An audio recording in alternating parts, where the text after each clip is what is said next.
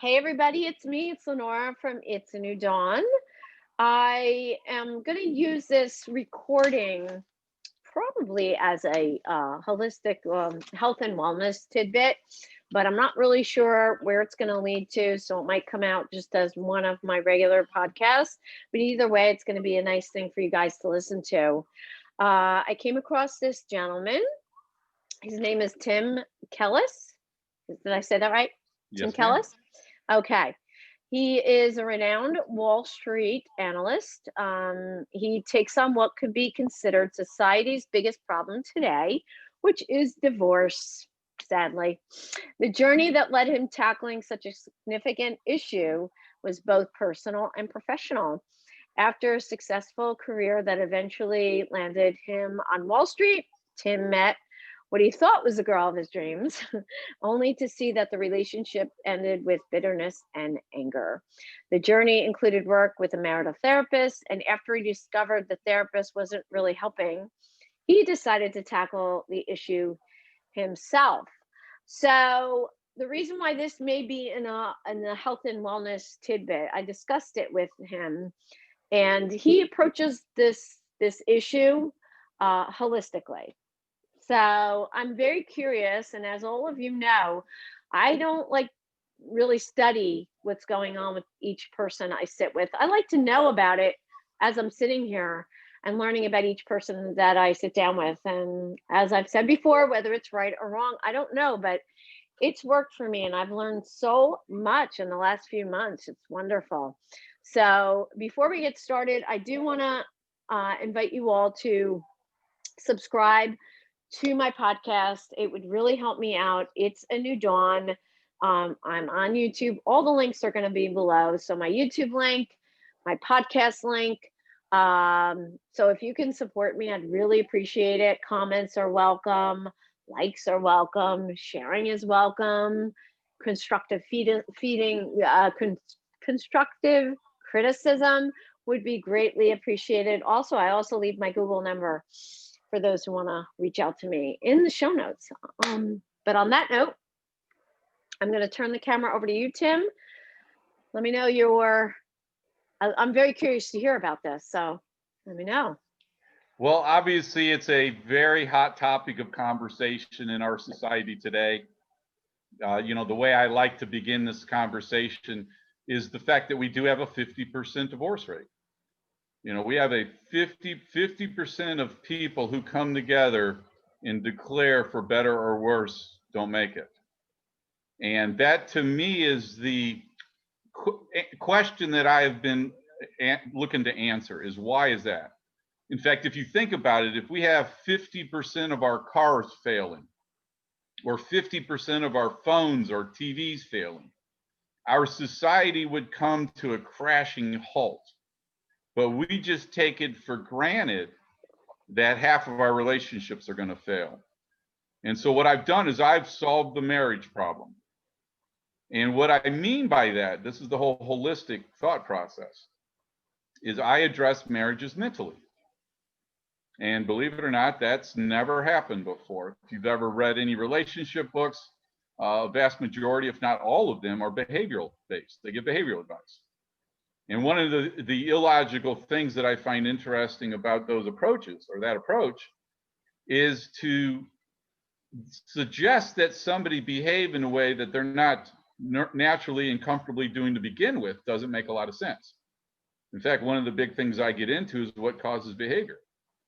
And this is a question that the psychology industry has been asking for 100 years, but because of Freud's biology theory, they still are studying animals to figure out or try and figure out human behavior. They've not yet answered it mentally. And the reality is that the reason why we behave, what motivates our behavior, is our character traits, which are our belief system. And what's interesting about them is our character traits are actually unconscious. So for example, I am a nice guy. That is true. I'm a nice guy, but I don't walk around thinking to myself, I'm a nice guy. That's actually an unconscious belief. But my behavior is subsequent to that. So I speak nicely, open doors, compliment, I do the nice things I do. But what's so interesting about when you try and uncover the problems in relationships is the negative beliefs. So for example, if your parents got divorced, as it turns out, the most significant aspect of a relationship is the relationship with your parents, because that's where you first learn about love, is from your parents. So again, your parents got divorced. That's now a belief system that you have about marriage and love. Okay. And as it turns out, our mental troubles, our mental issues are prejudices. So if your parents got divorced, you have a prejudice, which is a preconceived opinion about a subject that you haven't thought about. What's so interesting about the notion of prejudice is we've gone through so much learning in the last 200 years in our experiment called democracy about the notion of prejudices. We are very familiar with our social prejudices. We're going through them right now. The civil rights movement, slavery, the vote for women, all of these social issues are analogous to what I call relationship prejudices. But at the end of the day, all I am doing with couples at the end of the day is conflict resolution. Okay? How do you solve the marriage problem unless you solve the marriage problems? So the key, in fact, Lenora, here's one of my big reveals. You'll like this. You'll find this kind of humorous because it's so simple. Okay. So the reason why relationships are successful is because couples get along. The reason why relationships are unsuccessful is because couples don't get along. It's really that simple. And what makes the topic of conflict resolution so interesting is there is one and only one person in your life who is supposed to have the same goals as you. Not your kids, not your parents, not your siblings, not your friends, not your coworkers, only one, and that is your spouse. Because ultimately, when I say I've solved the marriage problem, again, this is the holistic point, is the solution to the problem is equality. One of the things that an engineer is taught to do is look at what has changed to cause a problem. And so if you look back and understand historically, okay, up until the 60s, open the front page of your Bible, and we're not getting a religious conversation, but open the front page of your Bible, and what is the very first thing, or one of the first things you see in the Bible? The wife will obey her husband. It's called patriarchy, which is the man who's in charge. So what has changed is the education of women. So it's starting in the 60s. In 1970, less than 1% of all law and medical degrees went to women. By 1990, that number was over half. Obviously, women are just as educated as men are. But what that means fundamentally is for the first time in the history of civilization, women could work. So women now are in a financial position where they don't have to play a subordinate role in their marriage. And so if couples were to only learn the concept of mental equality, okay, where when it comes to conflict resolution, where nobody can make a decision without the agreement with their partner. That's equality. If you and I, Lenora, are business partners, okay, and you and I have some issue that we're trying to solve, let's market our business, okay? How are we going to do that unless you and I both have an equal say? Neither of us would appreciate being partners if you were going to tell me what to do or if I'm going to tell you what to do. So the notion of equality is the solution that we're looking for, okay? And when I get into mental equality, that's where both get to share. What happens in the mind, as we all know, if we were to think about it, is we think and we feel, okay? Now, this is a fact.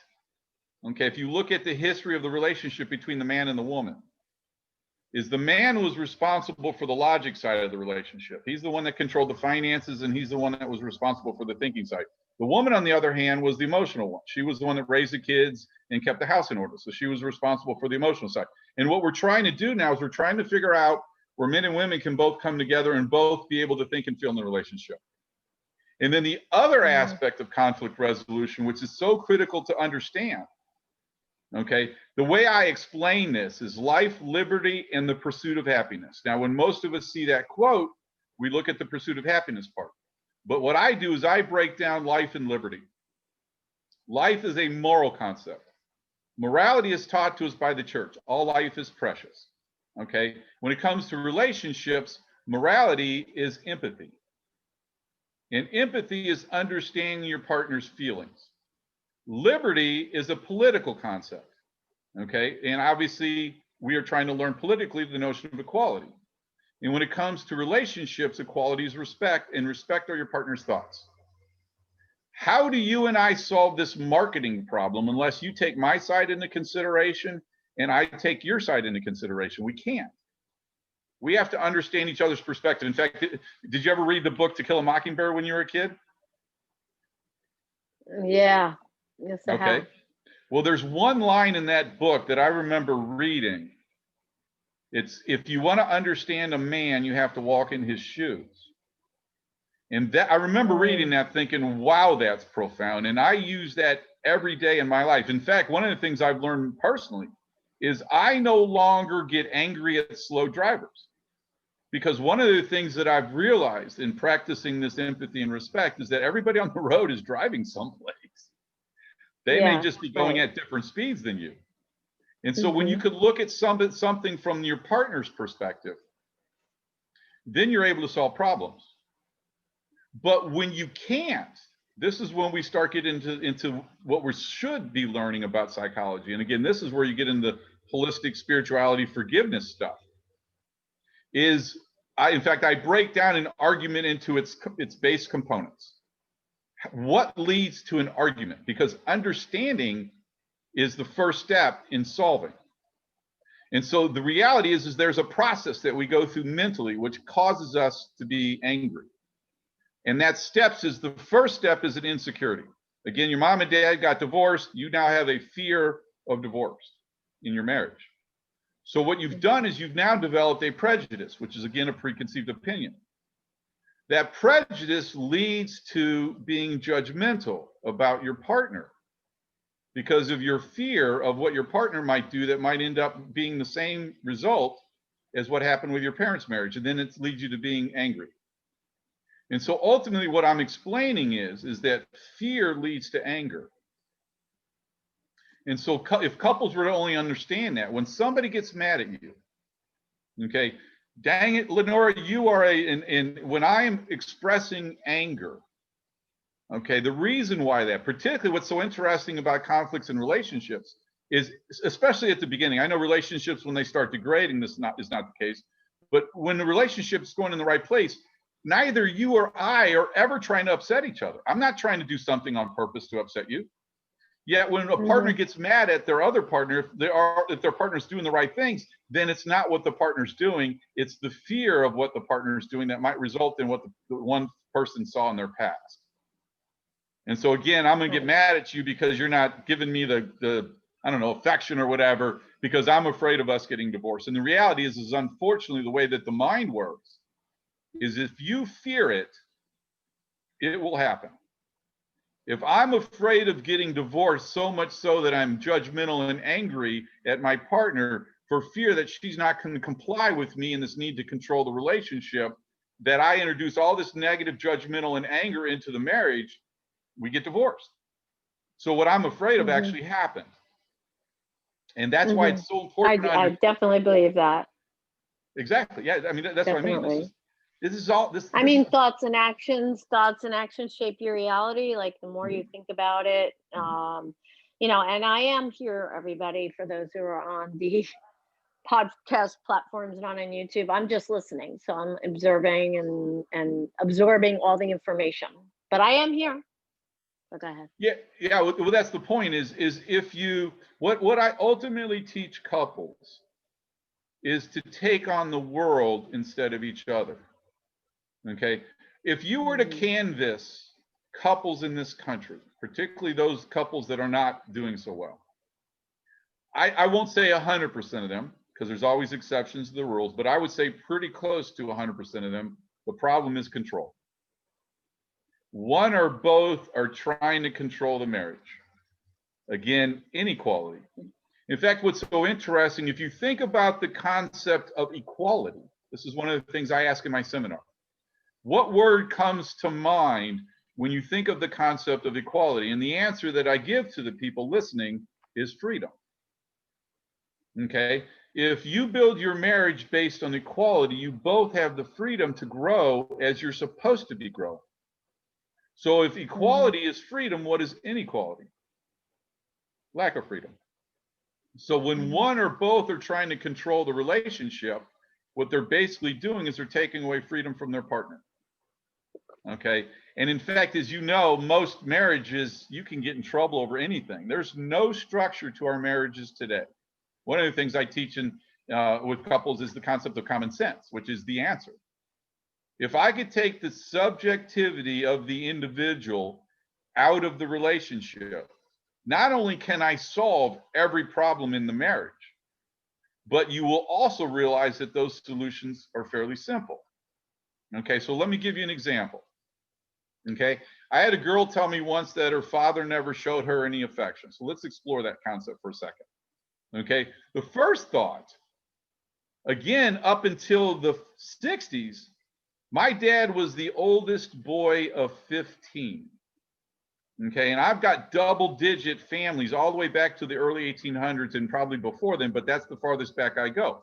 So the point is up until the Industrial Revolution, we were all living on farms, and the goal from the father's perspective was to get as many farmhands as possible. The mothers, on the other hand, built the bond up with their kids. So if you lost a child, the father didn't develop any affection towards their kids because they didn't look at them like we do today. You know, we now develop bonds with our children. But the point is before the 60s and before this new age where we're all supposed to be more aware of how to think and feel in our relationships, men did not feel towards their children. Okay? And most men didn't create an emotional bond with their kids. So when this girl tells me that her father never said he loved her, the first thought is when you look at it from his perspective, you can understand why. That's why empathy and respect is such a critical concept to understanding how to make a relationship work. But well, isn't that the same as, you know, I've heard this in therapy before. Look at where your parents came from before you know, as far as forgiveness from my parents, or that's changed me. It was a game changer, is to find out really what happened to my parents and why they were the way they were. That's sort of what you mean. The only reason why I am able to go public with a message of solving the marriage problem, the only reason why I'm able to do this, you could take away my engineering degree, you could take away my Wall Street experience, is because I forgave my parents when I was 25. Now, granted, when it first happened to me, I thought, well, that must be something everybody goes through. Yes, I assumed, and we know what assume stands for. But I assume don't make an ass out of you and me. Come on now. Exactly. Well, out of me. So just actually, ask me. I'll take the you. I'll take the you out of that. So just ask me. I learned that from Saturday Night Live. So the point is I went through that experience, and not only did I realize that not only do most people not go through that experience, but that turns out to be the first step in mental development as an adult. Because as it turns out, we are supposed to be born twice. The first is obvious, our physical birth. But our mental birth doesn't happen until we're born into adulthood. And that doesn't happen until we separate, particularly the negative bonds from childhood. In fact, just to give you this notion of forgiveness, I have a mentor of mine. In fact, we're setting up a marriage intensive for the 21st of November, and we just got done with an organizational call, and he was on the call as well. This guy is actually deciphering the oldest Bible in existence that was written in Aramaic. Jesus spoke Aramaic. He didn't speak English. In fact, one of the things that this guy discovered is and quite honestly, again, we're not having a religious conversation, but there's a lot of mistakes that have happened throughout the history of translations in the Bible. And one of the mistakes is when they translated forgiveness from the Aramaic, from what Jesus actually said, to the Greek version. In the Greek version, forgiveness is pardoning. Okay, so if you do something wrong to me, Lenora, I'm going to pardon you. Why that never works is I still have the negative energy inside of me for whatever I perceive as you did that was wrong to me.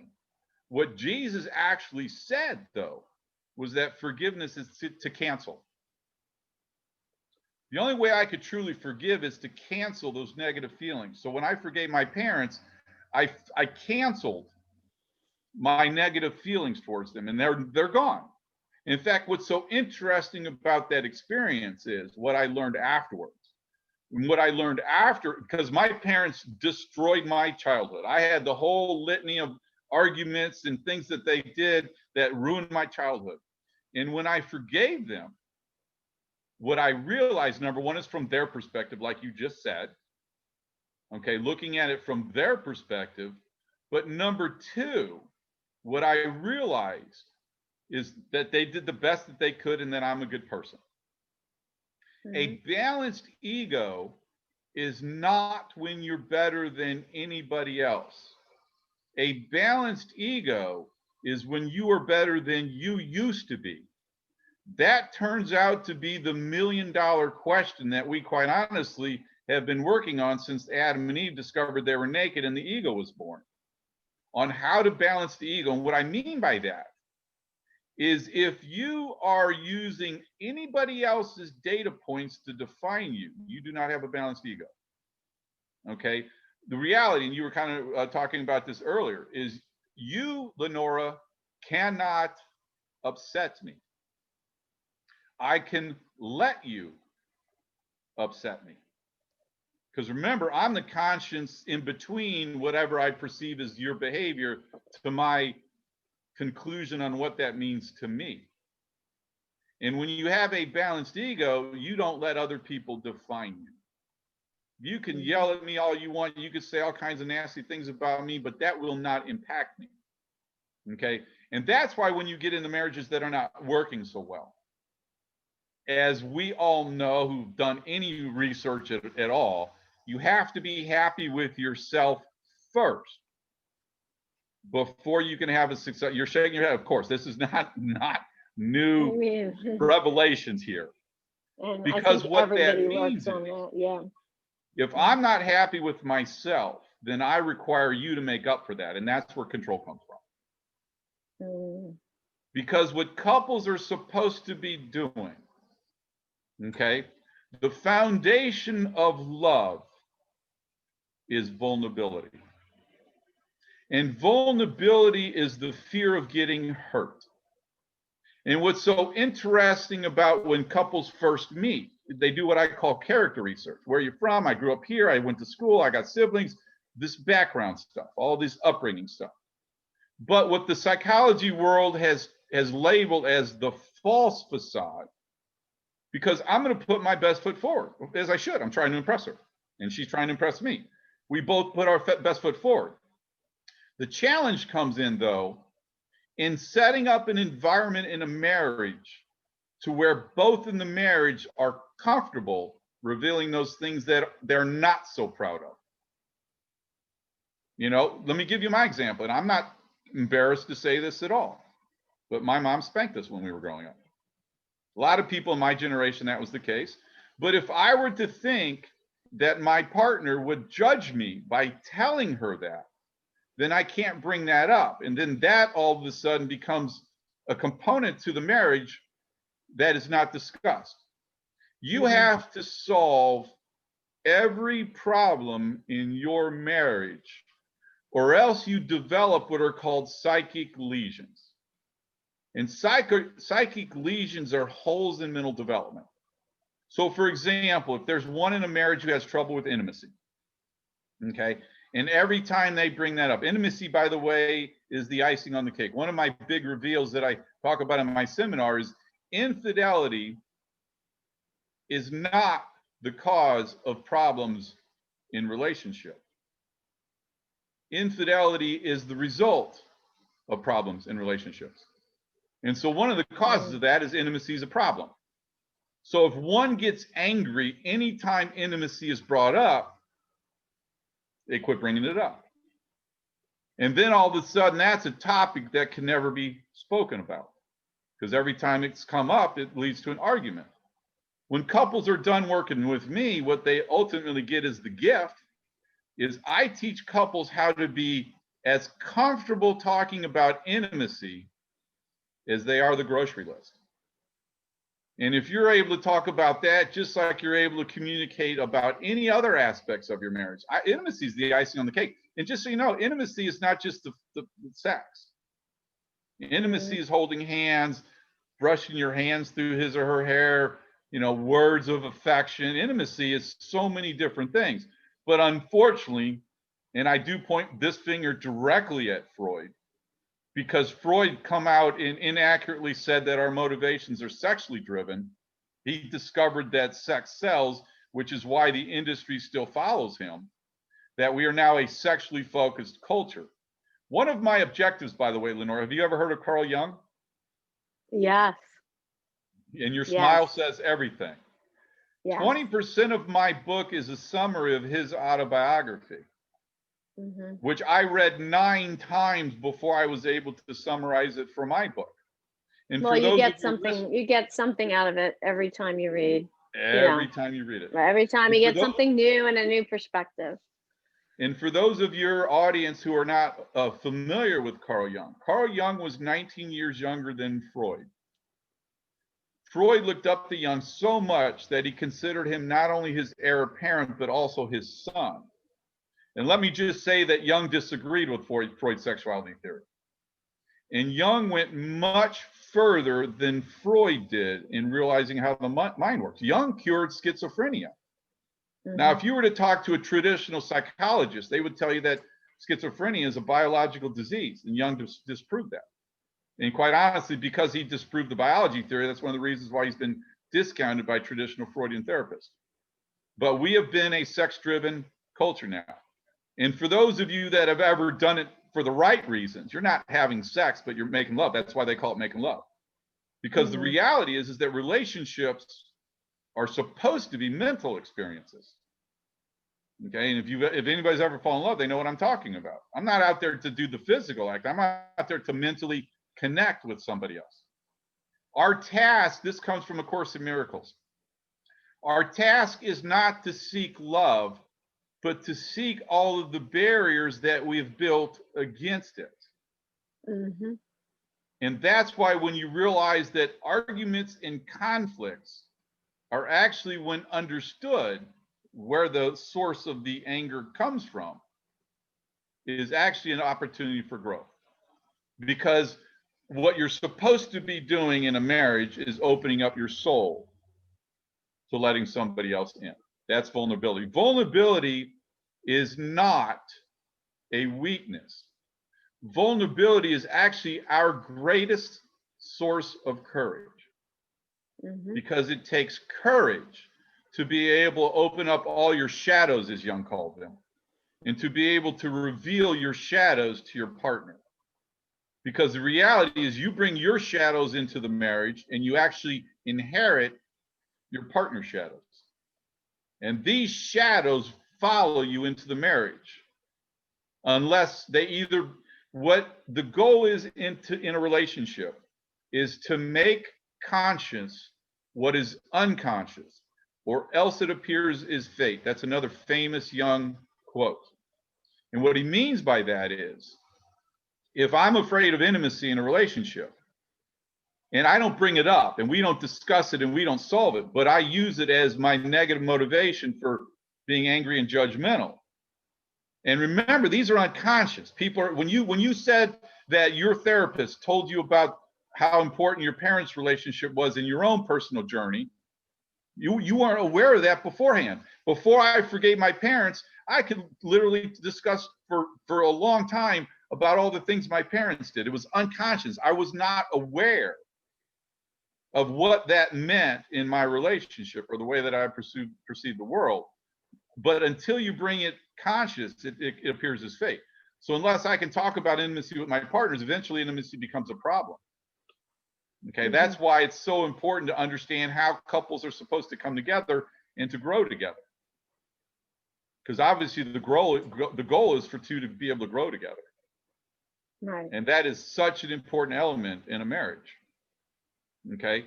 And ultimately, what I teach people, Lenora, is that the most important person in your life is the one you sleep next to every night.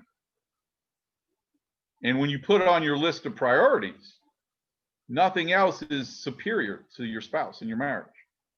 And ultimately, what I mean by that, we're in a throwaway culture today. Okay. You and your partner aren't getting along, get divorced. There's no social consequences in our culture today for divorce. Nobody will look down at you negatively. There's nobody, although don't you find it interesting that whenever anybody says we got divorced, their answer is because we didn't, just didn't work out. That's as far as anybody has, or the other one is we're from different planets, which is one that really gets me. I've discovered that men and women are actually from the same planet, by the way. That book has done more damage to our culture of marriage than anything in the public domain because it's used as an excuse when couples don't get along. But it also shows you how little has actually been done. The latest is 5 love languages, again, behavioral advice.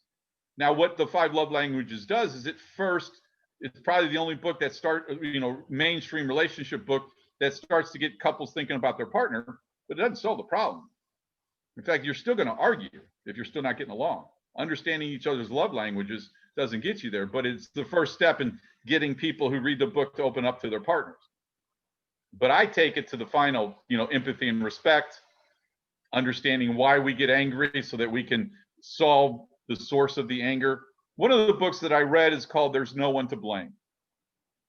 So when couples, if they were to think this through, they would realize that no one's to blame. Okay, not only do you and your partner aren't the cause of the problems, but neither is your parents, because they had their parents and then their parents.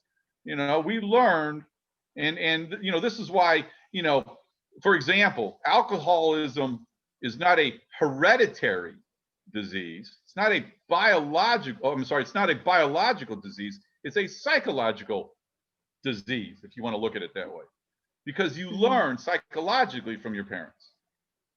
And what we have to learn, this is the whole age of spirituality. Carl Jung is the one that promoted the concept of age of Aquarius, which means that we're in this new age of spirituality. And I know there are some people, because of the image of the 60s flower children getting stoned and having free sex and all this stuff, there's a negative connotation in the mainstream. But we're, becoming more and more mature in understanding spirituality. By the way, all spirituality is your relationship with yourself. That's all it means. And so we're on this new age. The age of Pisces just ended in 2000, and now we're on this new age of Aquarius. And so you can either embrace this notion of mental development and getting to know yourself and becoming friends with yourself, or you could fight it. They call them the Walking Dead. One of the problems with spirituality is there's a chicken or an egg. You have to be enlightened first before you're enlightened and understanding what that meant to you.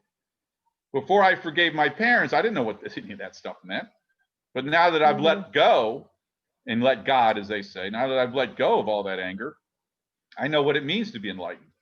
But so many people in our culture today are basically living unconsciously. In fact, one of the things that I do is I make marriages conscious. Because most couples, because until my message, there's no message out there to teach couples how to work, how to be successful, that couples don't know what they're doing, and they're basically blindly, trying to work their way into their marriage, and they're not really given the education that they need to have in order to have a successful marriage. How did you become this expert, though, Tim? That's my question. How do you actually have people sit down with you and do sessions with them? And well, I start off with it's a free 2-hour seminar, and I go through basically what I just went through here today, and I have basically a lot of more detail. And then after that, it's basically a 2-month weekly workshop to where I basically work them through my book and get them through it, because what I use in my book are examples throughout history as analogies in relationship. Okay. So you got all your information for your book from 100 books. Tell me what? 100 books went into the research on my book. 100 books. So you've It's, read 100 books, and then it's probably you the can. only book that has ever been written that has a Martin Luther King section right next to a Hitler section. In my prejudice. I get that. I get that, though. Some people might not, but I get why you would have that. Well, it's the bright side of prejudice, and the dark side of prejudice is this Right. memoir that I've discovered. I'll be short on this, but this memoir that I've discovered, it's called "I Shall Bear Witness," and it's Victor Klimper and his wife Eva surviving Dresden, Germany, during World War II. They lived in public, and the point that I make in that section is what you'll realize is that in unsuccessful relationships, I call it death by 1,000 swords. Okay. Infidelity is the end of the road, but what gets people to where infidelity it becomes unfortunate occurrence in their relationship is all the things that led up to that. It's the control issue. Right. I'm going to take little pieces away from my partner. Okay, let me give you an example, and I really don't like bringing up personal stuff, but I'm just going to give you one example because you'll understand it. But the girl that led to me writing the book, and again, this is not judging or pointing the finger or the other, she didn't like my music.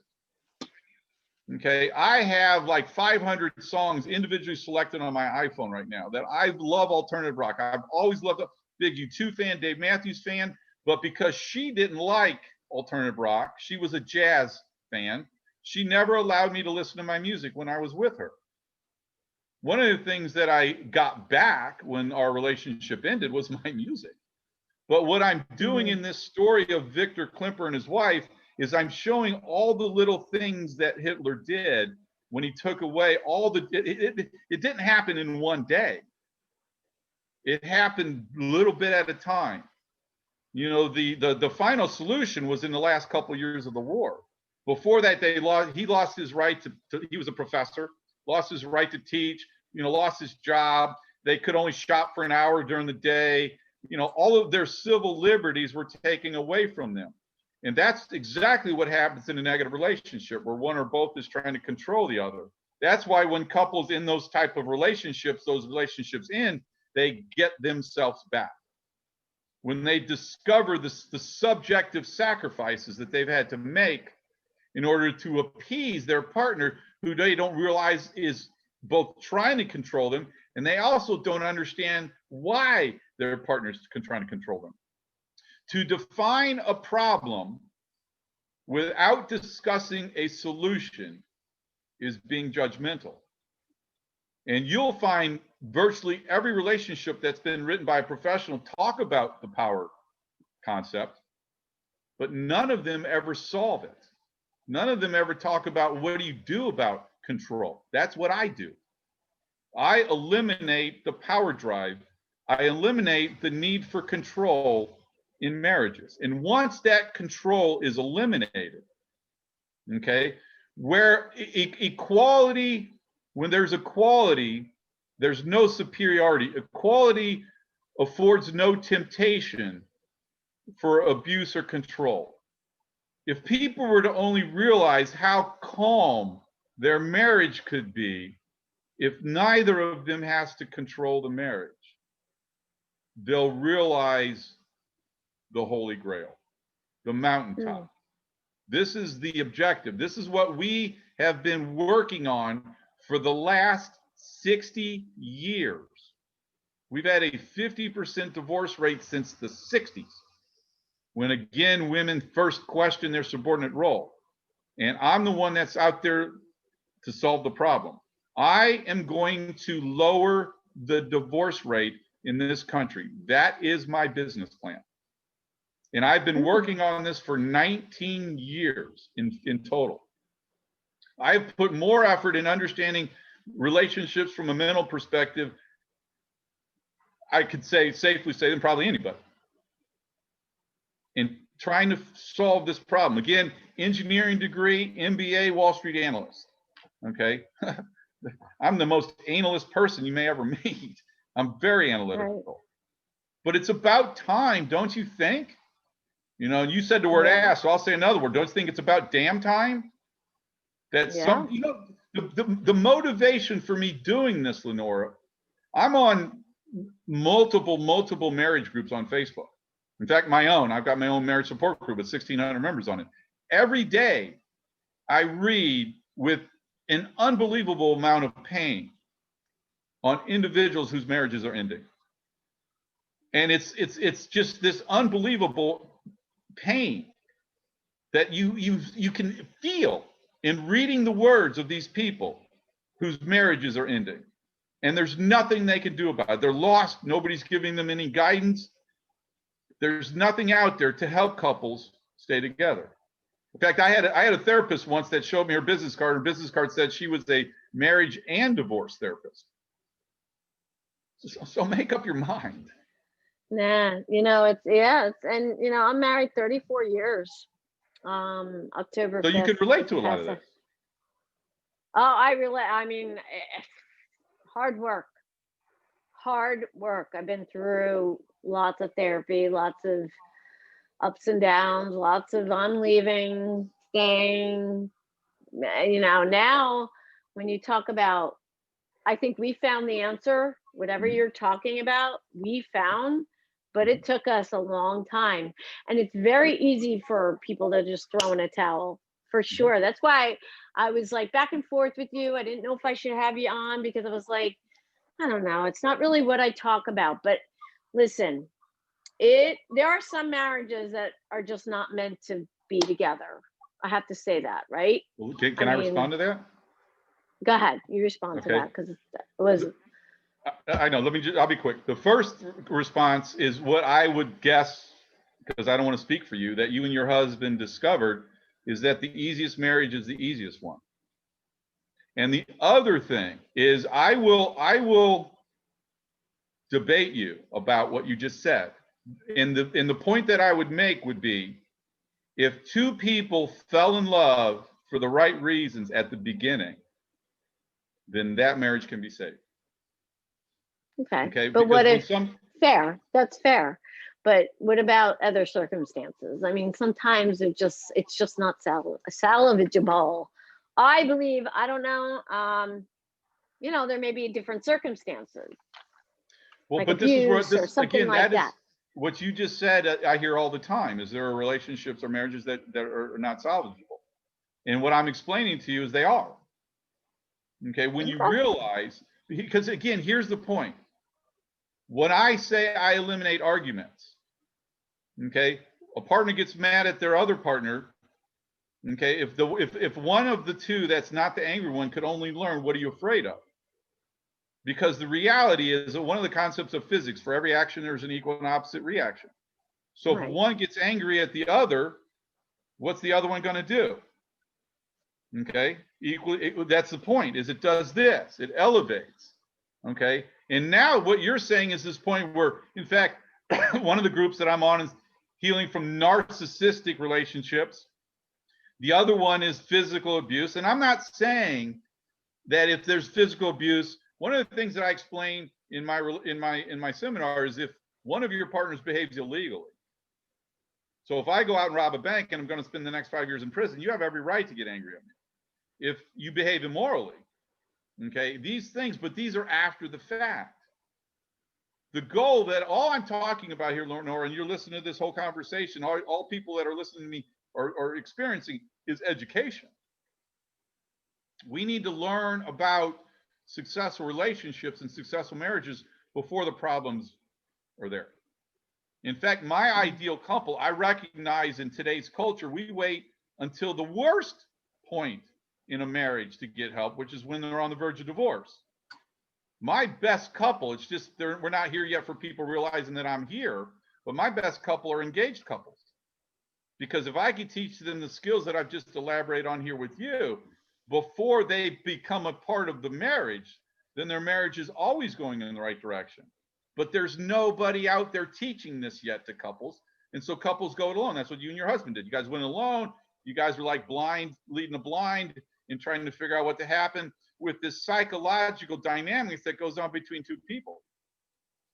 And when you realize that a lot of times they're projections from your past that causes your anxieties. And until you cancel out those projections through forgiveness, you're always going to have those anxieties in your marriage. But once you cancel out those, which sounds like is what one of the things that you've learned in therapy. Those are no longer your anxieties. Those are no longer motivators in your marriage. And again, the easiest marriage is the easiest one, but you got to go through all that psychological healing from all the baggage. You ever heard the concept of baggage? Right? That's what baggage is. Baggage is defined as these negative lessons you have from your past that you're now bringing in the marriage, and you're afraid of them happening in your marriage. So you basically introduce those as concepts in your marriage that you don't want to have happen. So you need to control that aspect of your marriage, and then all of a sudden that becomes fake. What is your success rate as far as couples coming to see you? What you would say? Every couple I work with. How many couples you work with? What? How many couples have you worked with? Hundreds? It's not hundreds, but it's getting there. Okay, you do it over. But I'm getting more and more. And where are you at, Tim? Like what? I'm in Delray Beach, Florida. Okay, do they come to you, or do you do Zoom? What is it? Zoom is a godsend. Well, now, right? So it's and then can I ask if you're married or? I have a very significant person, a girl in my life, who's the motivation for me doing this. I don't talk about her. She's asked me not to include her in the conversation. Oh, all right, that's and I do this stuff, so I don't really talk about her. But she's my motivation for finally coming out and putting everything I need to finally get out and build a public platform, because that's what I'm doing. Is I'm out to build a public platform. That's awesome. And this is great, because being on podcasts is a great way to spread the message. And is there any last words of wisdom or parting words you want to leave the audience with? Well, Lenora, first of all, thank you. And I know it was kind of a stretch in your, what you normally do, but hopefully, it's okay. Revealed this is actually holistic and, helpful for people that are looking for your message and adding. I did not want to stop you, because you're I'm very quiet, and people aren't used to that, because I'm always butting in and asking questions, but I actually did want to listen and absorb. And that's why you didn't hear me too much on. I don't want to stop your flow. It's obviously your passion. Seems like your dharma, life calling. So that's fine. So leave us with some beautiful parting words, will you, Tim? It's my fate, and my parting words: just get along. Just get along. Keep your conversations on the level of disagreements. Martin Luther King called it civil disobedience. You could disagree over anything as long as you're civil about it. And when you understand the background that's causing your anxieties to go from logical to emotional, then you could bring that back down on logical and still talk about the emotions, but do it from a logical perspective.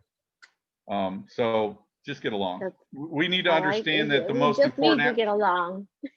So, yeah, that's what I mean. This relationship is the easiest one. Just get along. It's a lot easier to get along than it is to not. But what that does is it makes you prioritize what's important to you. You shouldn't be able to get angry over anything. This notion that I can get mad at you because you come home late from work, it doesn't pass the logical sniff test. Particularly when you realize that the most important aspect of your life is that person that you sleep next to every night. Not your job, not your house, not your cars, not even your kids. Lightly below that. But not even your kids or your friends. Nobody else is more important than that person that you've committed your life to. We need to. Are we the most important person though? Pardon me? Myself is the most important person to me. Yeah, obviously yourself. But when you're happy with yourself, which is what you're basically saying, then your marriage is going to be a successful one. But you're right. That's why our marriage did work in the end. With all the therapy, I ended up loving myself. So, yeah, it takes work, people. It really does, but it is worth it. If we elevate the priority of marriage to where it should be in our lives, that lowers the anxieties in many marriages, as opposed to more other things are important. Your parents are in the middle of your marriage, and you're taking their side versus your spouse's side. I'm dealing with that right now with somebody else that I'm working with. Mm-hmm. And they need to realize that the parents aren't more important than my spouse. Or whatever. No, I agree with that for sure. Where can people get in touch with you? I will have all this information in the show notes. So where do you have like a website with all of your links on there? Well, Tim Kellis at happyrelationships.com is my email address. And relationships is plural. Tim Kellis at happyrelationships.com. And quite honestly, the way I'm staying connected with people is on my Facebook marriage support group. So all you have to do is go to Facebook and search the marriage support group. There's a picture of a couple kissing, and join my group. And that's when I've got like 1,600 members on there now, but it's been growing, pretty significantly on a weekly basis. So, my objective is to build a safe and private environment in that group for people to come and learn the ways of improving their marriage. That's great, Tim. Thank you so much. Just hang out for 1 second. Guys, again, please support me. Please subscribe to my YouTube channel. It's a new dawn. I'm on every major platform, Apple, Spotify, Anchor, there are others. If you could write a review, share, 5 likes if you can. And also you can give me feedback on my Google number. All my information will be in the show notes, as usual, my website, the links to the YouTube and the podcast. I would love for you to support me with the Rawr Bar. Rawr Bar is the only packaged good I eat, owned by Jake and Rachel. The bars are organic. They are vegan, although I'm not vegan, but they fit every diet. Very high in protein. Protein per bar is 18 to 22 grams per bar. They have 11 to 13 net carbs, no artificial sweeteners in this bar, put together with coconut oil, which is really good for your brain, everybody. Coconut nectar, blackstrap molasses, a little bit of Himalaya salt. The most important part of this whole piece is, though, that 10% of all their net proceeds go to feed the hungry children worldwide. If you go to their website, you will see them in action. They are beautiful, beautiful people. You can support me and them. They do not sponsor me. I'm an affiliate and an ambassador. But my link, my affiliate link, is below. If you use that link, it will help me a little bit. It will help them, and I appreciate it. And on that note, thank you, Tim, for joining me. I have not decided where I'm going to put this episode. I'm not sure if I'll do it in my regular show or health and wellness tidbit. I'll decide, and either way, it's going to be on. So thank you so much for joining. Have a wonderful and blessed day, everybody. Thank you, Tim. Thank you too, Lenora. I appreciate it, and everybody have a blessed day. You're welcome.